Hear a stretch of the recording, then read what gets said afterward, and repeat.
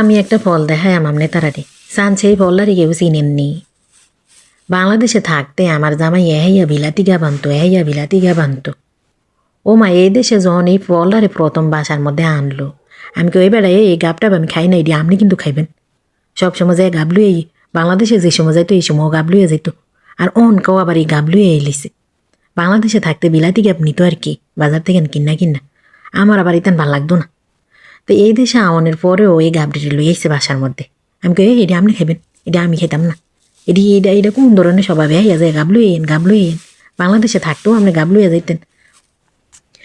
আমার জামাই কয় আরে এটি গাব না, আমরা বাংলাদেশও কাকি রে চাষি কই না, এই রইছে কাকি ফল, বুঝছো নি? আমি কই মাগো, ফলের নাম কি আবার কাকি? কই হে, এটা হইছে কাকি ফল, একবার খাইয়া চাও তোমার বারবার খাইতে মন চাইব। আসলে ফলটা খাইয়া দেখছি এত মিষ্টি, এত ভাল লাগে খাইতে, এটার ভিতরে কোনো বিচি নাই। আমার কাছে খুবই ভাল লাগছে এই ফলটারে খাইতে।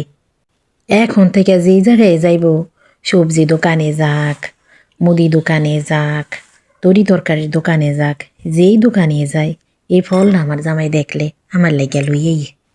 আমি তো এই ফলটার দেখলে খুশি হইয়া যাই।